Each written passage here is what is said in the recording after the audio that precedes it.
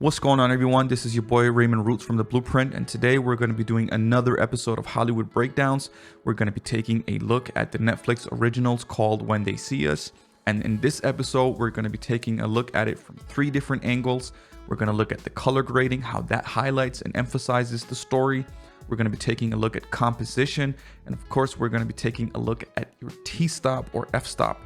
I'm going to explain in more detail what that means once we get into the video, but all of these things are supposed to help you tell a better story. Really just use visual means to highlight your story. So without further ado, let's get into it.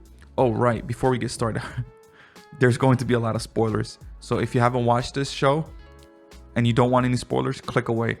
If you watched it or you don't plan to watch it and you don't care about spoilers, then just stay here. Let's dive into the footage. Okay, so the show is about 5 kids. I think it's 5 kids who in the 80s or 90s were coerced by police to plead guilty in a case of rape and assault. This scene right here is after the kids have been interrogated by police, and we're going to be taking a look at how your composition really can tell a really good story.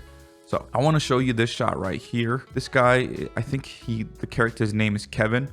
So what the cinematographer's done here is they've applied the composition tool called the rule of thirds. And the rule of thirds is a way to frame your image, which makes it pleasing to the eye to look at the image. So I've taken a picture that I shot in 2019, and I'm going to show you what it actually looks like. So what you do is you take your image and you divide it into 9 sections on both horizontally and vertically. So you have something like this. Now this is not going to be perfect because I'm just eyeballing it, but the rule of thirds basically tells you that you have to, or you should place the subject which you want to draw focus on one of these lines right here.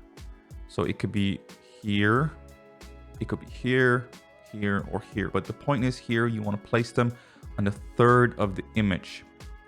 Now I've taken another picture here that I took in 2018, I think, and here the lines are kind of drawn out for me in the picture, so I don't really have to do them, and I think this is what sells the picture. But notice I've put him on the third, right? I put him on the one. I could have put him here as well. It would have worked in terms of staying true to the rule of thirds, but I put him on this side right here.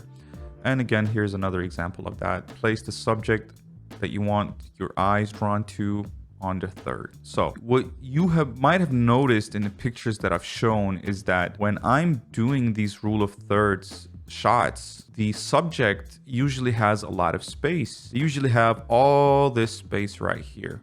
If we go to the other picture, they have all this space right here. What the filmmaker has done, and this is pretty common, you'll see that in Hollywood, they'll place like a face here, the eyes somewhere around here, right? And then they'll have all this space here. What this filmmaker has done here is they've done it the exact opposite way. They've taken the subject and they've placed him on one of the thirds, but they've put all the space behind the actor, which is, as I showed before, not as common as the examples that I just showed you here, where there's space in front of the subject. The reason why they do that, or the reason why you could do that, is because that if you, I'm just take a screenshot and show you. If you take this individual right here and you put them close to the end of the frame, what you're going to do is you're going to create a feeling of suffocation, of isolation, because they don't have that space in front of them. They're pushed towards the edge of the frame, and all the space is behind them. They're facing away from all that space, and it really sells this scene. Oh, the composition really works in this scene because this is after they've been abused by the police, after they've been scared and ripped out of their homes and put into cells. And you can tell just from using this composition here that they're isolated, they're suffocated, they're not in their element. And I think this is a really, really good tool that they have used. Now, I want to move on to a different scene right here, which is the courtroom scene where Corey, what is it called? He's been, the judge is basically telling him that he's not guilty on certain accounts and certain counts and guilty on other counts. And as I mentioned before, we're going to be talking about f-stop and t-stop.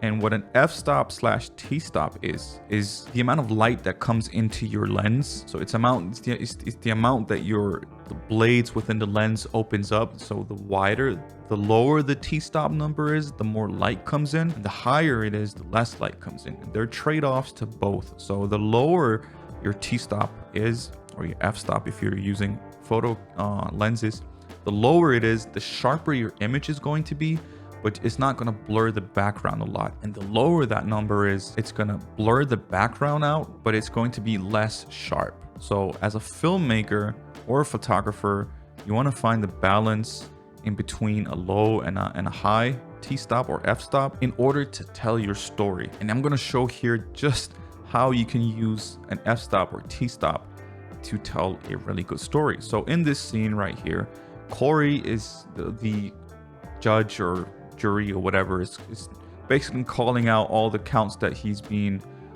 arrested for and charged for, and then they're telling him that he's not guilty on certain counts and guilty. And once they get to the parts where they're guilty, look at this. They do it with Corey, they're doing it with Kevin.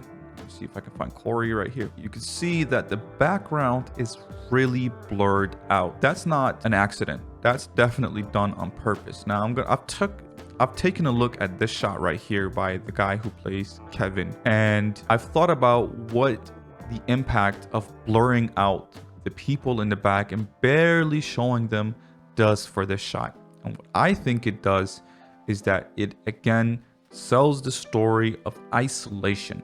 They are alone, they feel isolated, they feel singled out, they don't feel or hear or sense the people behind them. And it really matches the story here because these kids are the ones who are going to prison for this. So just to highlight this even further, I've taken a screenshot of this image and I put it into Photoshop, and then I placed people behind him just to see how much this really does for the image. So obviously this isn't perfect, but it'll do for now. So what I've done is I've placed a bunch of people behind the subject. This is the original image. And as I said before, the fact that you don't see anyone behind, and the ones that you see, you barely see them and they're blurred out, it tells you that they're isolated and alone. If you start adding people in the back, it's not going to sell. It's not going to be the same story. Even if I blur them out even more, it's not going to have the same impact as just isolating him and Corey alone does. There we go. Look at the difference. Isolated in a crowd. I mean, this could work, but this works so much better. And you might make the argument and say, well, there aren't any people behind. Well, that's not true, because if we go to the beginning, we can see there's a whole lot of people here on the left and the right side. And even just to be like sure, I went to Google and said, where do people sit in a courtroom? And here on the defendant's table and on the plaintiff's table, there are people in the back, benches for public, as you can see here. So there are people in the back, but they've blurred them out. They've taken them out of the scene in order to show the feeling of isolation. And again, it works so well with this story. I think what a lot of photographers and filmmakers, especially beginners, they get caught up in the whole bokeh thing. And if you don't know what bokeh is, I'm just gonna Google it.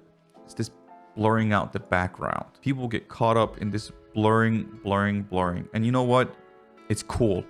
I'm gonna admit to you, I like bokeh a lot. I like just blurring out the background, but you wanna be able to use your bokeh, the amount of bokeh that you use to tell the story. So this picture right here, if this was blurred even more, you wouldn't be able to tell the context of the scene. And I think this is the case in this picture as well. So what they've done here is they've really mastered how much they should use. I think filmmakers and photographers really need to master this without getting caught up in the whole bokeh thing. And I think after Apple just introduced the portrait mode where it blurs out the background, and Instagram has that mode as well, I think it's becoming even more widespread. So I think if you're a filmmaker or photographer, just be cautious about how much bokeh you use and be intentional with it. Just really know why you are using it.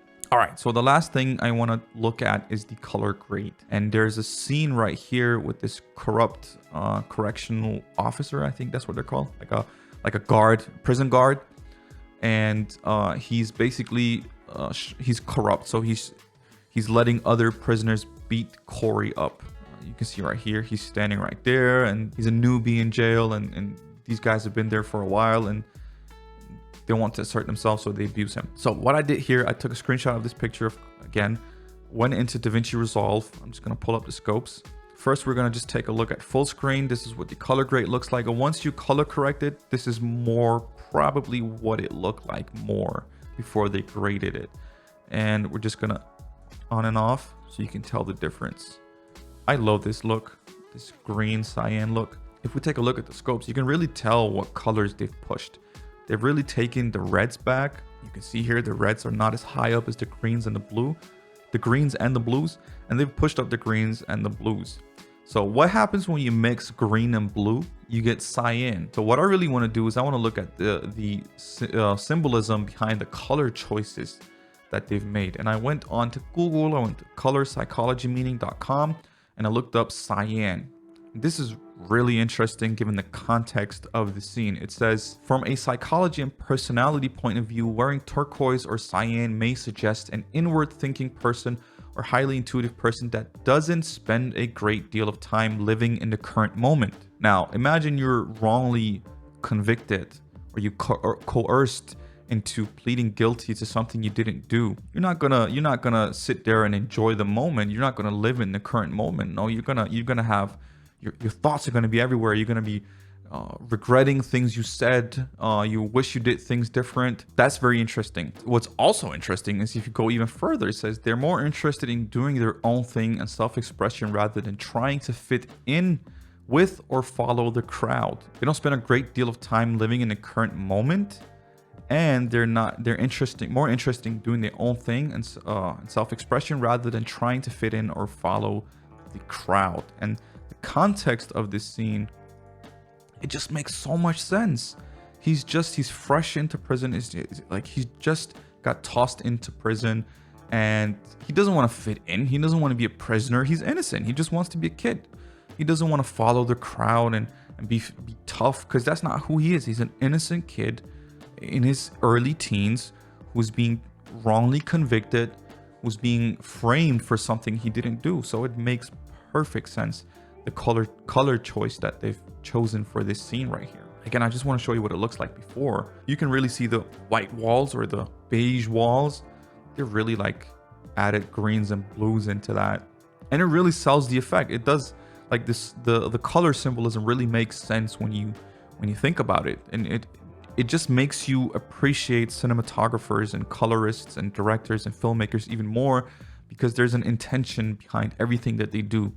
My job here with Hollywood Breakdowns is to teach everyone how much work that actually goes in, how much thought that actually goes into making film.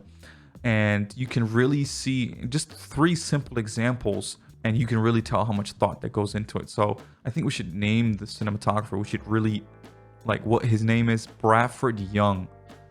Bradford Young. Shout out to Bradford Young. He did a great job on this show. I went all the way down. He's been doing cinematography professionally since 2004, which means he probably did it before 2004 as well, but probably just didn't get his first job before 2004. So that's about 17 years of credited work, and probably something more before that. So you really see all those years of experience in these shots here with the isolation. I like this example with the isolation and with the composition. Of course, the colorists and the color choices, they need a shout out as well. So I hope you guys enjoyed this episode. We're going to be breaking down a lot more film in the future. If you have any suggestions to what film or TV shows we should be looking at, drop a comment down in the comment section below. And of course, don't forget to hit that like button, subscribe to our channel. We're going to be uploading videos every single week. And we also have a podcast where we post an episode on Mondays, where we talk to industry insiders in the creative industry, and they give their tips and tricks on how to navigate through the industry. So if you enjoyed this video, share it with your friends. And until next time, peace.